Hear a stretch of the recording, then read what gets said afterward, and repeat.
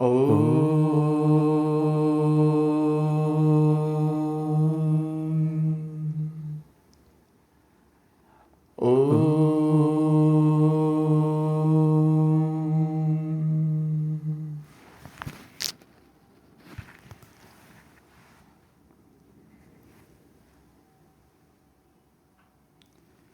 Shri Sai Ram, offering our most humble,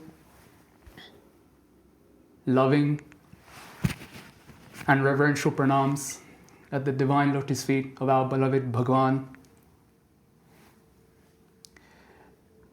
Loving Sai Ram to one and all. My name is Kapil Dev Prasher. With me is Brother TN Giridhar or Giridharana. Not long to go, 3 weeks or so, till we have one of the most anticipated events in the national calendar for the Sri Sathya Sai organization UK, the Rudra Homam. It's one of the most anticipated, an event which the entire UK Sai fraternity descends upon. It's an event which is full of so much excitement, an event which is full of mysticism, if I may use that term, which draws upon itself devotees from across the country, from various backgrounds, individuals who may be actively involved in the organization, individuals who may have no association with the organization. What is it that is so special about this event? And what is it that attracts so many devotees? And Giridharana, throughout the course of the next few weeks, we'll be discussing the importance of this homam, this Rudra Homam, and touching upon many other aspects of Vedam, Rudram, as well as the homam itself.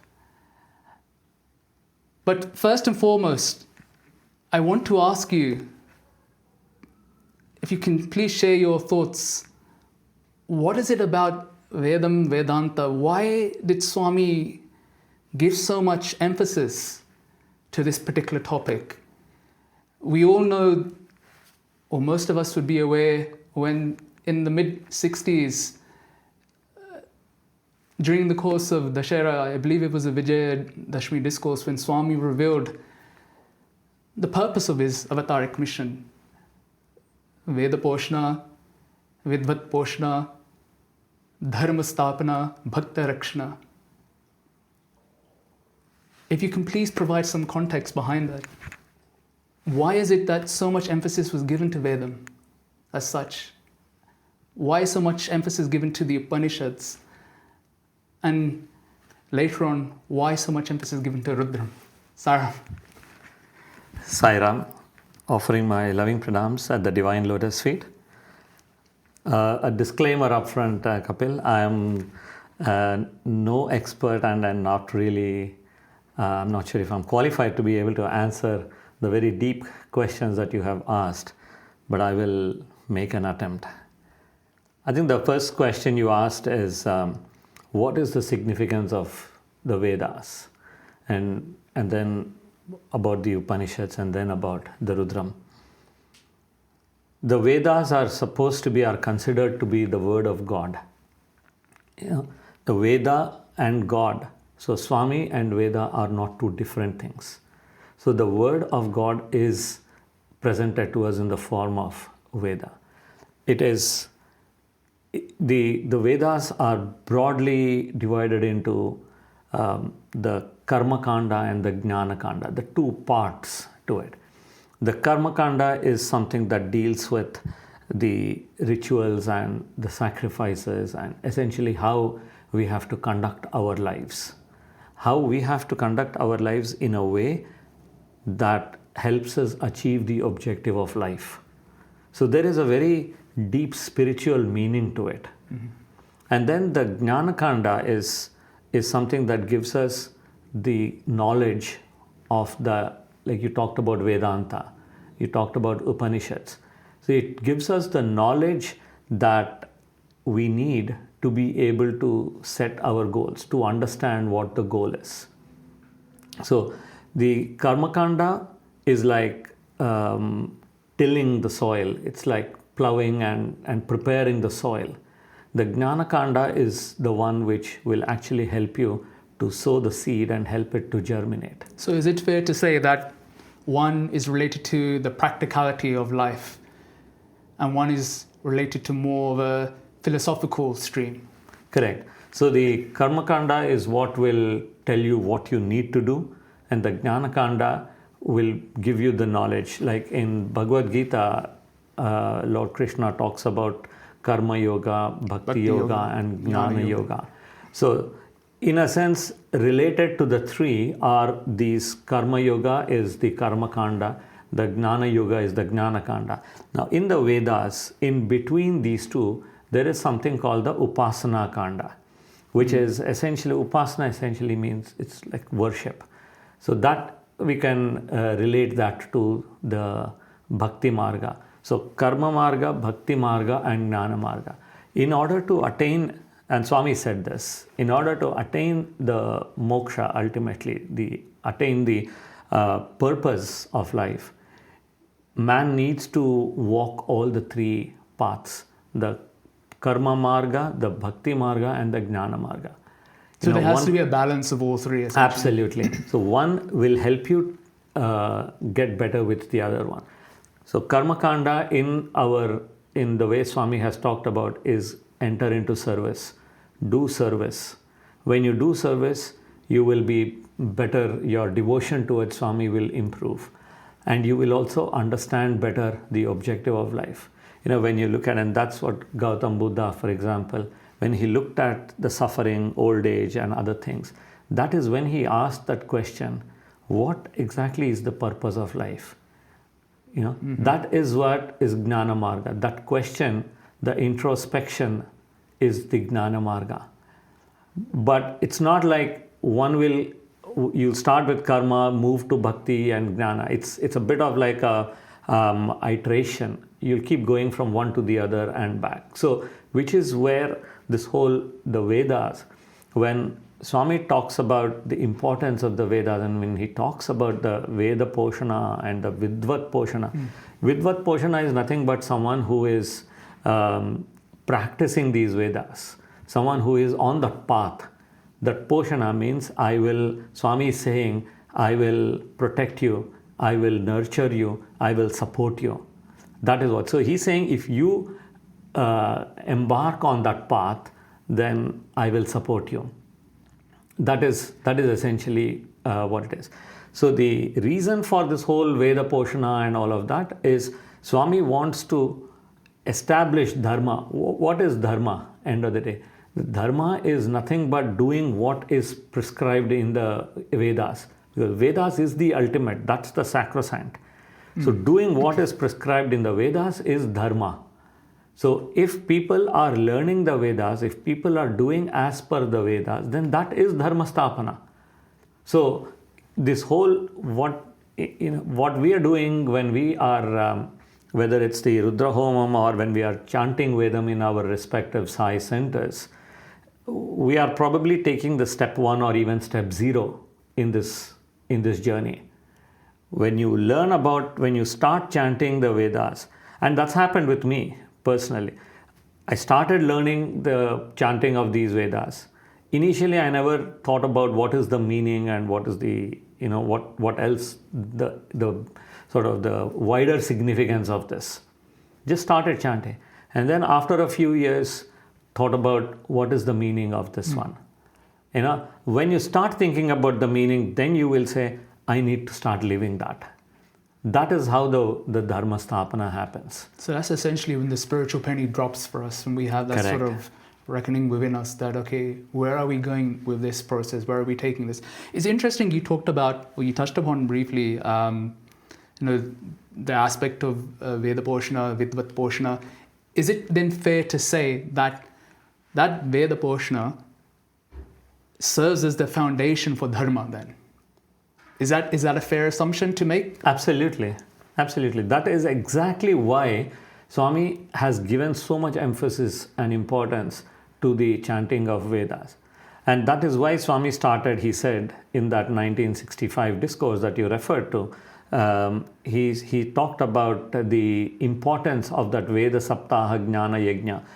That was a yajna he did for only that 7 days during the Dashera Navratri time. Mm-hmm. But the practice of, you would have seen how before every discourse of Swami, on every event, Swami used to have people, the students. The group of students would always be chanting something, a small suktam or something. Yes. And every day we used to have classes. These were obviously voluntary. People, some would go for these, some would go for something else. But there were these, the Veda classes that would happen. So that was Swami's way of getting everyone, or preparing everyone on that step 0 or step 1 that we would call it. I want to come back to this exact point. Personal experiences as such, but just want to take the conversation back a bit further. Obviously, we both referred to that famous discourse from the mid-60s, the Vijayadashmi discourse, or the discourse that was delivered during the course of Navratri that year. But prior to that, in the early 60s, if not 1960 itself, was essentially when the seed was sown by Swami. If you can share some, whatever you know from that experience in terms of how this whole, how the evolution of Vedam chanting within Prashanti Nilayam, or in terms of the mission that Swami had in his mind, how that came about. I think it was, if I remember correctly, it was, I think, 1960 when one of the devotees from Chennai had come on. To be fair, that gentleman was not a devotee or not a believer of Swami at that point in time. He came with a friend of his who was a devotee of Swami, and he was on his way to the US to establish Vedic schools, and that was his part of his mission that his master gave him. Swami called this gentleman for an interview and said, I will take over this mission of yours. This was an assurance that Swami gave. And it was sort of, because it was also his own divine mission. And the fruition of that is what we saw when Swami started the Veda Saptaha Jnana Yajna. And then fast forward to around 2003, I think it was around 2003 probably, or 4, I'm not 100% sure. Swami had asked for the Vedam chanting to be taken up during darshan, in place of when they were playing the darshan music. Yeah. The very soothing darshan music which would announce the opening of the door and the arrival of the Lord, that the most anticipated thing for the day. Swami had asked for Vedam chanting to be done in place of that darshan music. So initially it started with anything, there were like Purusha Suktam and various whatever whichever that, and then after I think about a week or so, Swami asked for the Sri Rudram to be chanted, and Swami asked that everybody should learn the Rudram. He wanted everyone to learn the Rudram and to be chanting the Rudram. So that is how much importance Swami has given to the Rudram. It's amazing when you reflect on these moments, how it's evolved from decade to decade, and but the constant thing that's always been there is Swami emphasizing or giving importance to Veda chanting in some form or the other. I wanted to. You and I have had, we've shared our thoughts in the past. We've had these conversations. How's your personal journey been? Whether we've come from traditional, orthodox backgrounds or as such, but where was the first impression that was left on us that this is something that we must take upon ourselves? Was it something that immediately happened to you in your lifetime from an early age, or was it when you descended upon Prashanti Nilayam where that impression was left on you? For me personally, I know that as a fact. despite whatever my background was, there wasn't much interest until I saw it myself and I heard for it myself, where Swami had given so much emphasis to Vedam chanting, and this is something that he wants us all to do. That was an impression that was left on me. It wasn't anything else in terms of culture, caste, creed, coming from this particular background, this and that. Was it a similar sort of story for you, or were there sort of early signs that you were sort of veering towards that direction? I think with me, in a way similar to the way I happened to come to Swami, things seem to happen very naturally. It was not like the penny dropped moment or some awakening moment or any of that. I'm being very honest. It just kind of very naturally happened. And so the way it happened was, so we used to have a lot of these, prayers, these priests coming home and chanting the different Vedic mantras.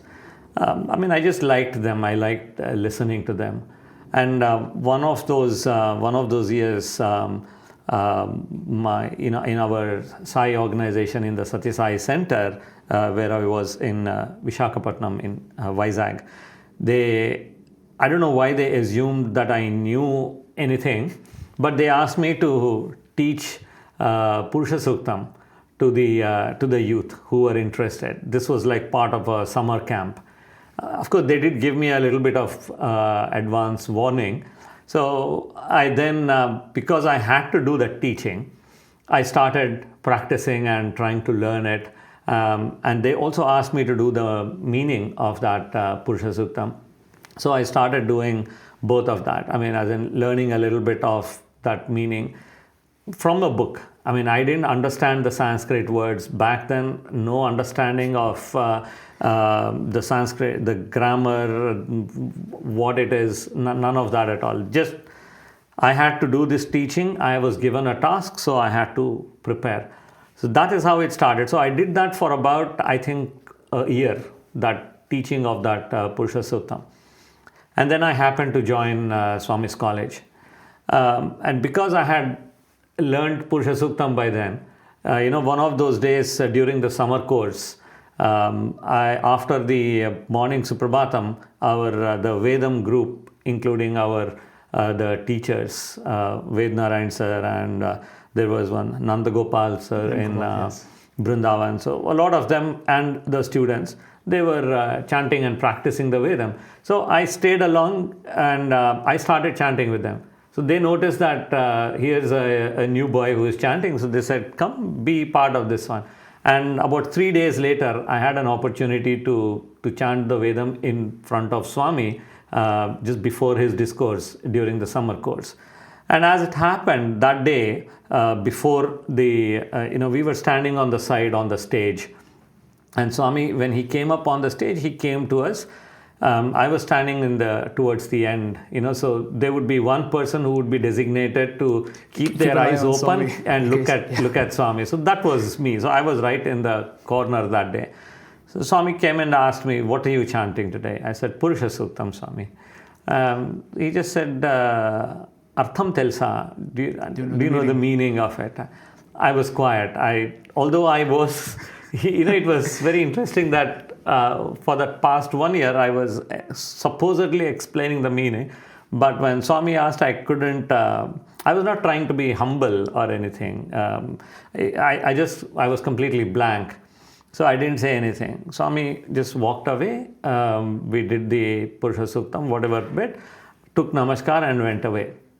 So that kind of was,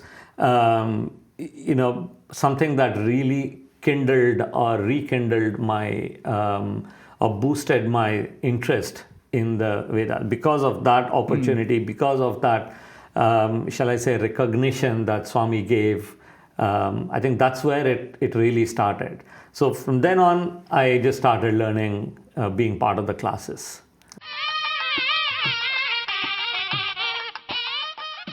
Saram, Kapil.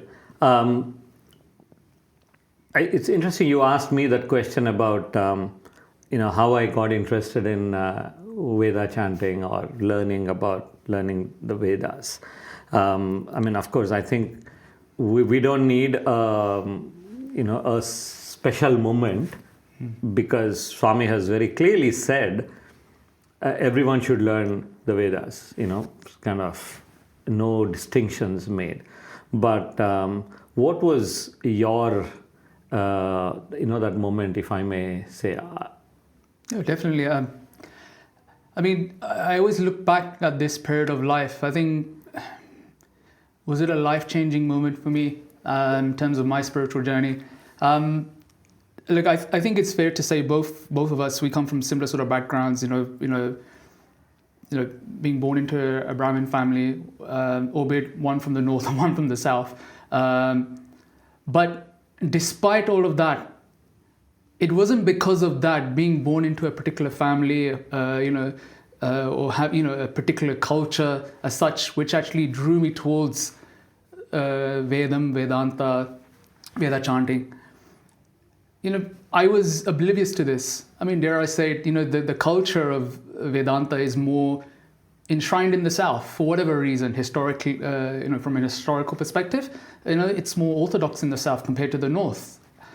But still, being born into that family never had much of an influence. Yes, there were prayers, there were rituals, but that sort of affinity towards Vedanta, towards Vedam, that only came about because of Bhagawan.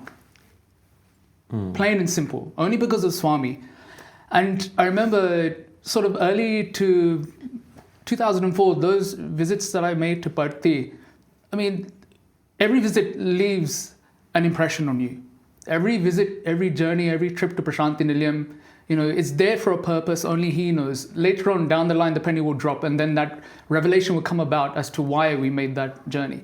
But those journeys in the early 2000s, I remember when I would be there, I'd see, and this was the impression that was left upon me, seeing the students chant. And then thereafter, discovering for yourself that this is what Swami wants of us. I think that was the turning point for me. Not being born into a particular family, not being born into a Brahmin caste, none of that. It's because of what Swami said. And to me, now I come to think about it, Nana, it's more a case where all these tags that we have, or what we think we are, or who we are, our status within society is completely irrelevant. All that matters is what he wants of us. And for him, this was his adesh, this was his command, that I want this to be done. I'll share two examples, one personal and one which we've all witnessed. The first, I believe it was during the time of Ati Rudra Maha Yagna, and this comes back to the point in terms of, Swami's instructions, what he expects of each and every one of us. And we can draw this back to, connect this back to, where that discourse in 1965, he said, why has he come here for? And he says, Veda Poshna, Vidvat Poshna, etc., etc.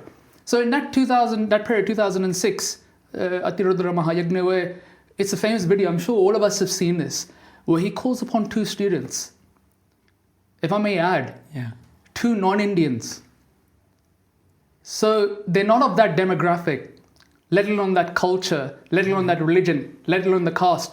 Two American students, he says, American boys, come forward. And what does he ask? He calls them upon the dais, and Swami asks him, chant, of all things, Sri Suktam. We know that we've had these conversations many a times, which style do we chant? That's how difficult Sri Suktam is.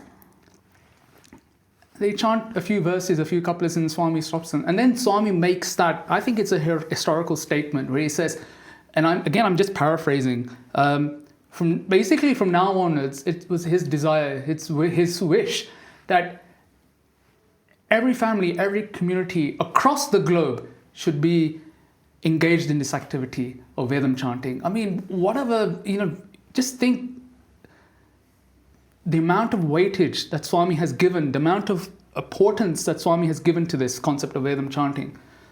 The other, the example, incident that I wish to share was more of a personal level that, okay, you get into Vedam chanting,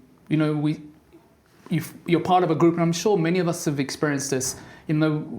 Small groups, pockets of groups were being formed across the UK. This was the early years where Vedam was slowly being inculcated into the UK Sai stream, if not being accepted, because there was still a lot of, how can I put it, misunderstanding. People didn't understand the significance, particularly in terms of what Swami had given to Vedam chanting. And I remember once having this desire.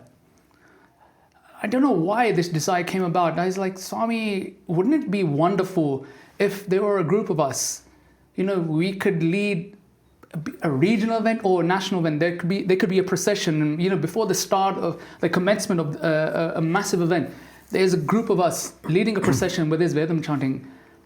A fleeting thought. Nothing whatsoever, and I left it there. This must have been 2005.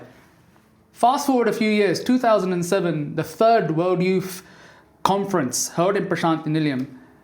Lo and behold, I find myself there with many other youth from across the globe.